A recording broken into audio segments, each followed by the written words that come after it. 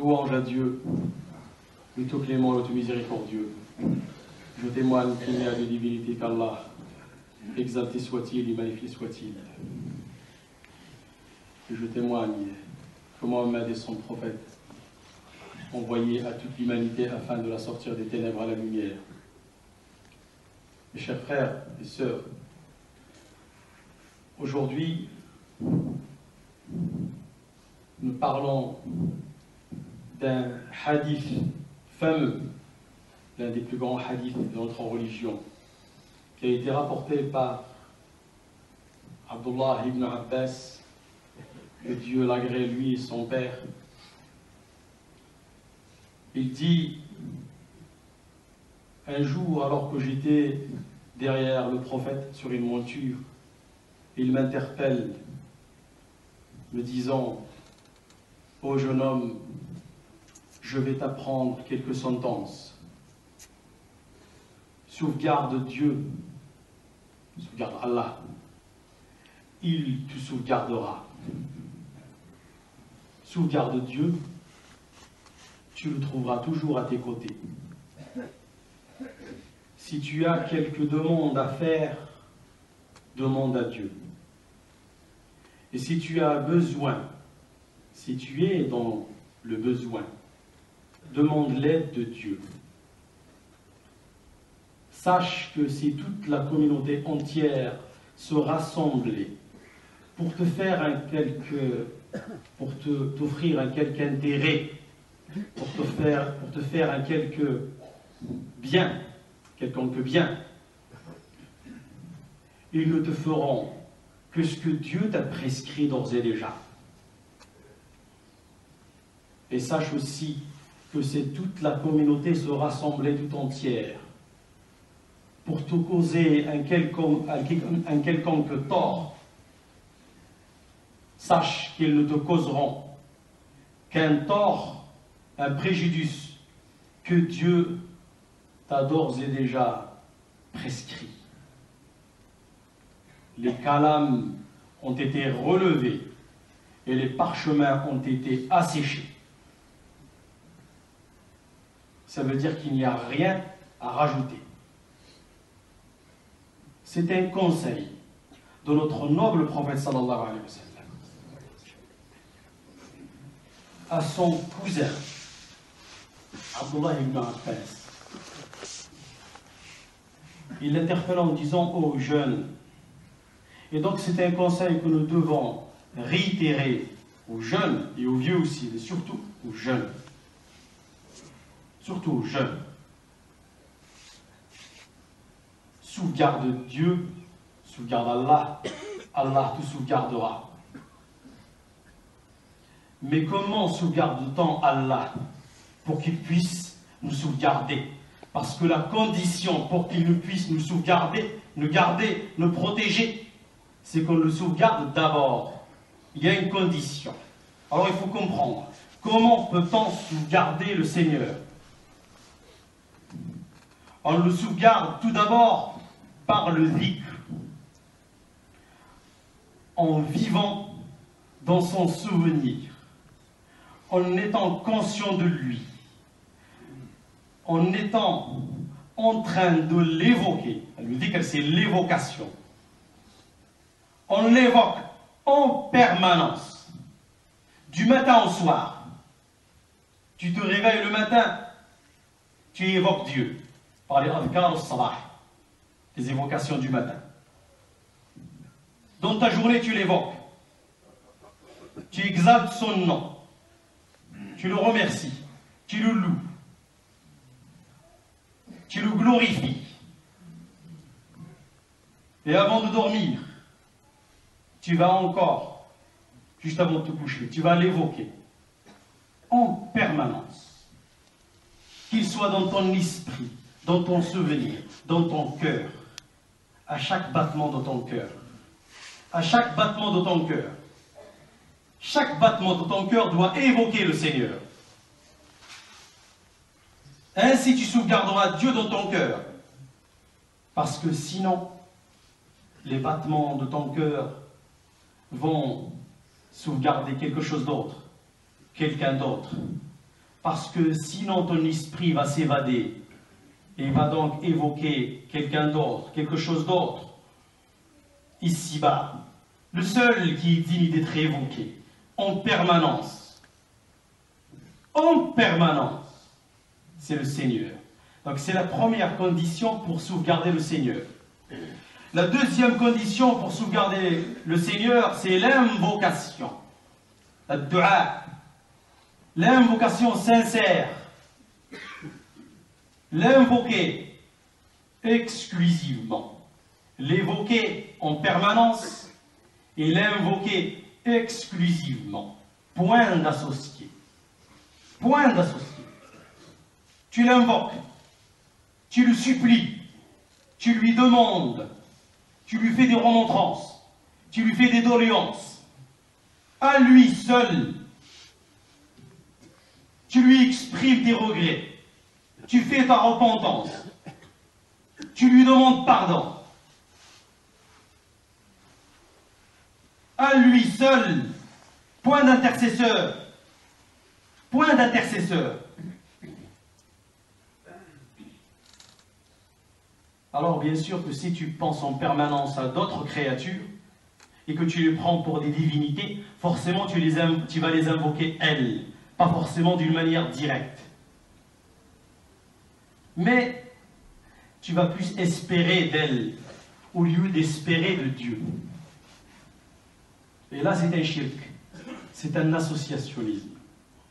Et là tu n'auras pas sauvegardé le Seigneur dans tes invocations. Tu auras invoqué quelque chose d'autre, quelqu'un d'autre.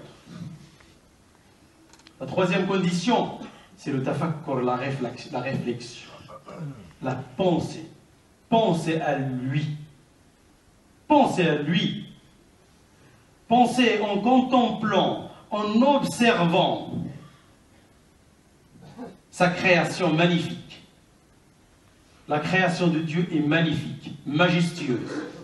En la contemplant, on prend conscience de la grandeur de Dieu, de l'immensité de Dieu, de sa capacité, de son éternité, de sa volonté, en pensant. Et la pensée aussi, c'est une adoration. C'est une adoration. Adore ton Seigneur par la pensée.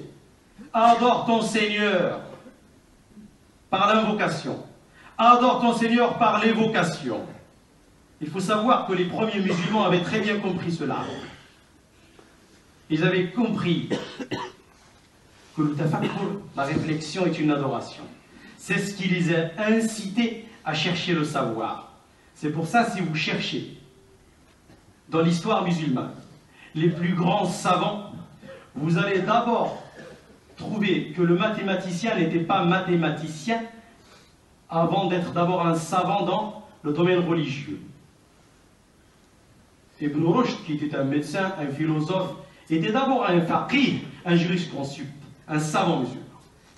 Les premiers savants musulmans, les premiers musulmans savaient que d'abord on doit apprendre le savoir qui est fard ayn, qui est obligatoire, qui est le savoir religieux.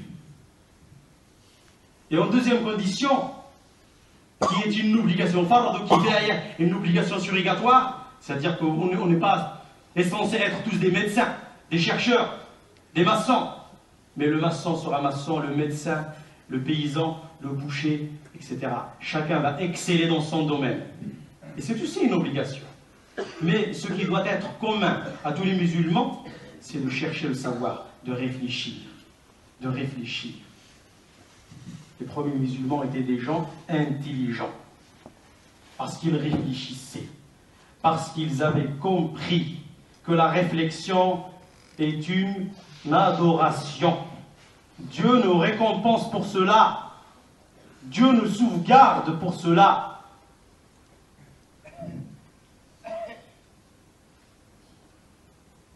Une autre condition, la quatrième, c'est qu'il faut observer scrupuleusement les ordres divins. Tu ne peux pas bafouer et transgresser les limites de Dieu piétiner sa charia et son droit et dire que je sauvegarde Dieu. Il faut observer scrupuleusement, scrupuleusement les ordres divins, les directives divines. Vous sauvegardez le Seigneur dans tes actes, dans tes actions.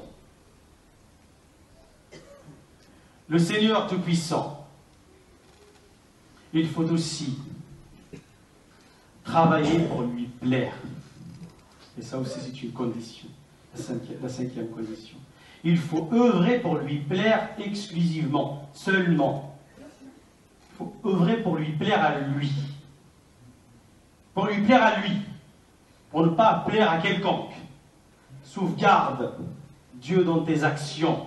Tes actions doivent être vouées pour plaire à Dieu seulement. Veux-tu par tes actions plaire à ton père, à ta mère, à ton président, à ta société, à ton environnement, à ta communauté? Ça ne sert à rien. Ne travaille pas pour cela. Accomplis les bonnes œuvres pour lui plaire à lui seul. Et place ta confiance en lui. Tawakkul. Place ta confiance en lui. Totalement. Une confiance totale. Totale. Prends des initiatives.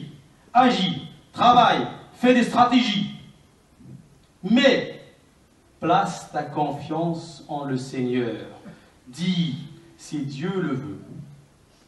Si Dieu le veut. Mais il ne faut pas ne rien faire et dire j'ai placé ma confiance en Dieu. Ce n'est pas cela, la confiance en Dieu. Ce n'est pas chômer. Ce n'est pas l'oisiveté. Ce n'est pas le fainéantisme. Il faut agir, travailler, bouger et dire j'ai placé la confiance en Dieu. J'ai placé ma confiance en Dieu. Et aussi, el yaqin, avoir la certitude. Avoir la certitude. Ne point avoir un doute dans ton cœur. Le Seigneur est tout-puissant, majestueux, magnifique, absolu, capable. Et il est partout. Et il est avec toi. Il ne faut pas avoir un doute. Il ne faut pas avoir un moindre doute. Aussi, il faut l'espérer. L'espérer. Lui seul. Espères-tu quelqu'un d'autre? Espères-tu quelque chose d'autre? Il faut l'espérer lui tout seul. Seulement lui. Le craindre lui seul. Crains-tu quelqu'un d'autre? Crains-tu quelque chose d'autre? Il est où la sécurité intérieure du croyant? Il est où le courage des croyants? Rappelez-vous, le courage des premiers croyants. Les premiers croyants, les fameux bédouins, aux milliers, la foi leur a donné ce courage parce qu'ils n'avaient plus peur, parce qu'ils avaient la certitude. Et c'est pour ça que 3 ou 4 empires de l'époque, des empires, sont tombés comme des châteaux de cartes devant la ferme conviction des premiers musulmans. La ferme conviction. Ils n'avaient pas peur. Ils avaient la certitude. Ils avaient placé la confiance en Dieu. C'était des gens qui avaient très bien compris sauvegarde Dieu, Dieu te sauvegardera. Et enfin, vis dans l'amour de Dieu. Aime-le, lui, exclusivement. Que son amour soit dans ton cœur au degré le plus élevé. Bien sûr, tu dois aimer tes enfants, ta femme. C'est un devoir aussi de les aimer, de les chérir. Bien sûr que l'homme a été créé pour aimer la vie, les richesses de la vie. Et d'ailleurs, c'est pour cela qu'il a un avant-goût ici-bas pour être récompensé dans l'au-delà. Évidemment que l'homme croyant doit aimer aussi les choses de la vie. Il les aime et il est fait comme ça. Mais il faut que l'amour de son Seigneur doit être au-dessus de tout. Ceux qui sont croyants ont un amour inconditionnée pour leur Seigneur. أقول قولي هذا وأستغفر الله لي ولكم فاستغفروه تجدوه غفارا رحيما.